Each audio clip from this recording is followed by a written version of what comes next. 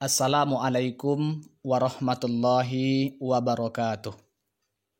Alhamdulillahi wahdah, wassalatu wassalamu ala rasulillah, la nabiyya ba'da amma ba'du.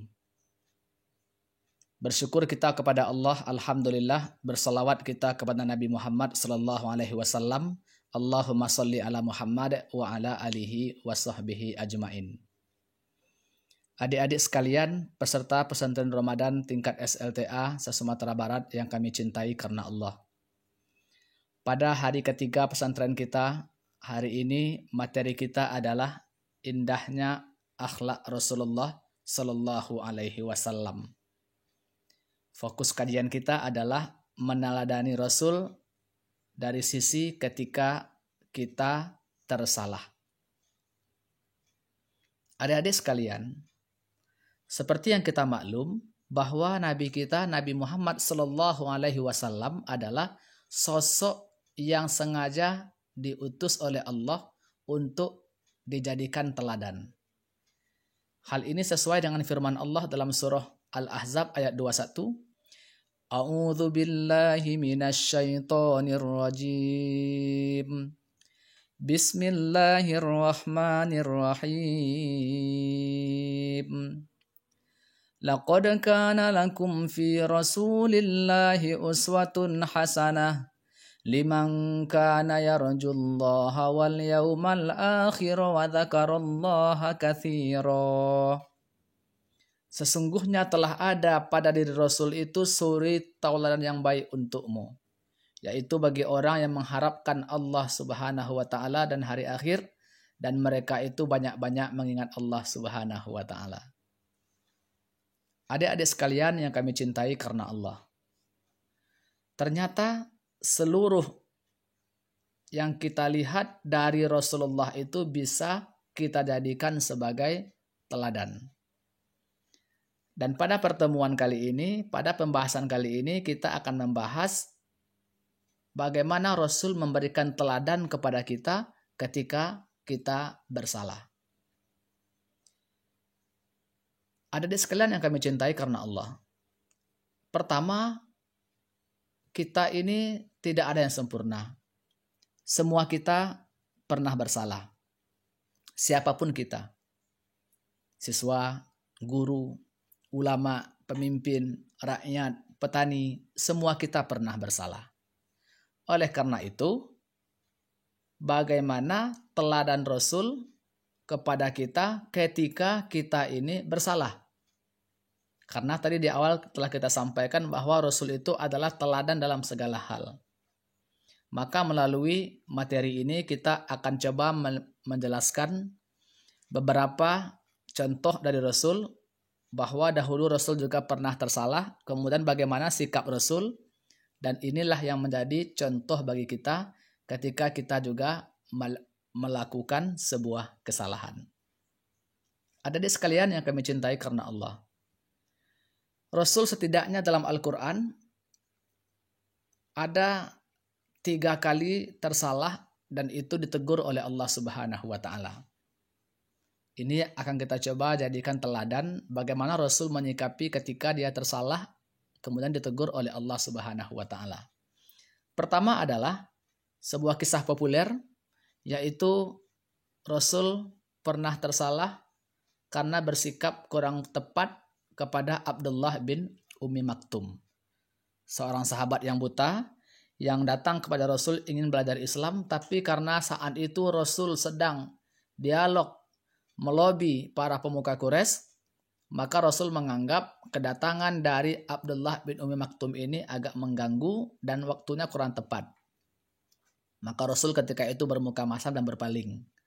Turunlah sebuah ayat untuk menegur Rasulullah yang kita kenal dengan surat Abasa itu. Abasa wa tawalla an ja'ahul a'ma wa ma yudrika la'allahu yazakka, dan seterusnya. Dia abasa, bermuka masam, wa tawalla, dan berpaling, an ja'ahul a'ma, ketika datang kepadanya orang yang buta. Ini teguran Allah kepada Rasul ketika tersalah dalam bersikap. Kisah ini barangkali kita sudah sering mendengarnya. Kemudian yang kedua, pernah juga ternyata Rasul tersalah ketika bersikap berlebihan dalam menyenangkan hati Aisyah. Jadi suatu ketika Aisyah ini cemburu karena Rasul terlambat pulang ke rumah. Ketika ditanya oleh Aisyah, dari mana engkau wahai Rasulullah? Dia jawab, saya dari rumah Sofia. Ngapain di rumah Sofia? Ternyata Rasul ketika itu minum madu di rumah Sofia. Jadi Sofia ini istri beliau yang suka mengoleksi berbagai macam madu. Lalu Aisyah cemburu, kata Aisyah, tuh kan minum madu. Ketika itu karena Nabi ingin menyenangkan Aisyah, maka dia berkata, mulai sekarang demi kamu aku tidak akan lagi meminum madu. Kemudian ketika Rasul telah mengharamkan madu untuk dirinya, padahal madu itu halal, tetapi hanya karena ingin menyenangkan istrinya Aisyah, maka dia haramkan madu itu untuk dirinya. Turunlah teguran Allah dalam surah At-Tahrim, surah yang ke-66 ayat 1. A'udzubillahi minasyaitonirrajim. Bismillahirrahmanirrahim. Ya ayyuhan nabiyyu lima tuharrimu ma ahallallahu lak tabtaghi mardata azwajik wallahu ghafurur rahim. Wahai Nabi, mengapa engkau mengharamkan apa yang dihalalkan Allah bagimu? Engkau ingin menyenangkan hati istri-istrimu, dan Allah Maha Pengampun lagi Maha Penyayang. Ini kisah yang kedua ketika Rasul pernah tersalah. Kemudian kisah yang ketiga, kisah yang terakhir, Rasul juga pernah tersalah dalam mengambil sikap terhadap tawanan perang Badar. Jadi dalam perang Badar seperti yang kita ketahui bahwa umat Islam yang dipimpin oleh Rasul ketika itu meraih kemenangan, kemudian mendapatkan harta rampasan perang dan juga tawanan. Terkait tawanan ini, karena ini baru pertama perang dalam Islam, maka Rasul juga bingung ini tawanan mau diapakan. Akhirnya Rasulullah berdiskusi dengan 3 sahabatnya. Yang pertama Abu Bakar, yang kedua Ibnu Rawahah, kemudian yang ketiga Umar bin Khattab. Rasul bertanya, berdialog, berdiskusi, atau bermusyawarah dalam memutuskan perkara ini. Abu Bakar, bagaimana pendapatmu terhadap tawanan perang ini? Ketika itu Abu Bakar berkata, menurut saya wahai Rasulullah, kita minta tebusan kepada keluarganya. Kalau tidak ada tebusan, maka kita minta keluarganya untuk mengajarkan anak cucu kita tulis dan baca. Intinya kita manfaatkan jasanya. Itu usulan dari Abu Bakar. Kalau kamu Umar? Umar ekstrim ya. Kalau menurut saya wahai Rasulullah, bunuh saja. Kemudian Rasul bertanya kepada Ibnu Rawahah, kalau engkau bagaimana pendapat engkau wahai Ibnu Rawahah? Ternyata Ibnu Rawahah lebih ekstrim lagi. Kita gali parit, kemudian kita masukkan mereka ke dalam parit itu dan kita bakar hidup-hidup. Ternyata ketiga usulan sahabat ini berbeda. Satu ingin dilepaskan tetapi dengan cara membayar tebusan, itu pendapat Abu Bakar. Kemudian pendapat Umar dibunuh, sedangkan pendapat Ibnu Rawahah sebenarnya juga dibunuh, tetapi dengan cara yang agak ekstrim, dimasukkan ke parit, kemudian dibakar hidup-hidup. Ketika itu Rasul pada akhirnya memilih pendapat Abu Bakar. Akhirnya diminta tebusan, kemudian bagi yang tidak bisa menebus tadi, maka diminta keluarganya untuk mengajarkan tulis baca kepada anak-anak muslim yang ada di Madinah. Beberapa hari setelah itu, ternyata turunlah wahyu Allah menegur Rasulullah SAW, tepatnya pada surah Al-Anfal ayat yang ke-67. A'udzubillahi minasyaitonirrajim. Bismillahirrahmanirrahim. Maka kana linabiyyin ayyakuna lahu asra hatta yudkhina fil ard turidu turiduna ardad dunya wallahu yuridul akhirah wallahu azizun hakim. Tidaklah pantas bagi seorang nabi mempunyai tawanan sebelum dia dapat melumpuhkan musuhnya di bumi. Kamu menghendaki harta benda dunia, sedangkan Allah menghendaki pahala akhirat untukmu. Allah Maha Perkasa, lagi Maha Bijaksana. Begitu wahyu ini turun menegur Rasulullah, maka Rasulullah ketika itu menangis. Kemudian Abu Bakar yang melihat bertanya, kenapa engkau menangis wahai Rasulullah? Maka Rasul menjawab, ternyata Allah menegur kita karena pilihan kita terhadap tawanan perang tadi. Allah ternyata merestui pilihan Umar bin Khattab. Seperti itu kira-kira ceritanya tentang yang poin ketiga ini.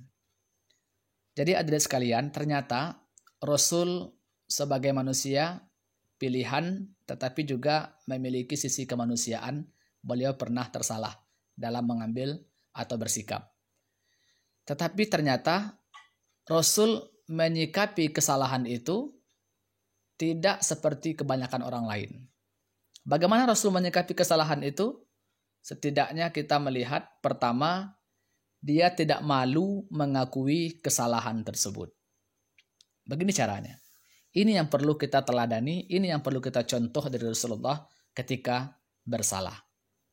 Lihat, bagaimana Rasul ketika wahyu turun tentang teguran karena telah bermuka masam dan berpaling dari Abdullah bin Umi Maktum ini. Kemudian ketika itu Rasulullah SAW ketika wahyu turun surah Abasa itu, dia justru sampaikan kepada orang banyak bahwa dia tengah dimarahi, tengah ditegur oleh Allah Subhanahu wa Ta'ala karena kesalahannya cuek terhadap Abdullah bin Umi Maktum. Itu yang pertama adik sekalian. Kemudian yang kedua, Rasul beristighfar, bertaubat, memohon ampun atas kesalahan yang dia lakukan. Menangis Rasulullah begitu wahyu turun surah Al-Anfal ayat 67 tadi, karena Rasul merasa telah bersalah dalam mengambil sebuah keputusan terhadap tawanan perang. Itu adalah bentuk penyesalan dari Rasulullah yang dibarengi dengan istighfar dan bertaubat. Bahkan kalau kita baca hadis, Rasul itu dalam sehari semalam tidak kurang istighfarnya 70 kali. Dalam hadis lain dikatakan bahkan tidak kurang dari 100 kali. Seperti itulah Rasul menyikapi kesalahan. Kemudian yang ketiga, tentu berjanji untuk tidak mengulangi. Seperti inilah setidaknya adik-adik sekalian, teladan dari Nabi ketika kita melakukan kesalahan. Mudah-mudahan dengan pemaparan singkat ini, kita bisa memahami bahwa semua kita pasti pernah bersalah, tapi sebaik-baik orang yang bersalah itu adalah bertobat kepada Allah, berjanji untuk tidak mengulangi, mengakui segala kesalahannya, kemudian mencontoh kepada Rasulullah bagaimana Rasul bersikap ketika pernah tersalah. Demikian, mudah-mudahan bermanfaat. Akhirul kalam. Assalamualaikum warahmatullahi wabarakatuh.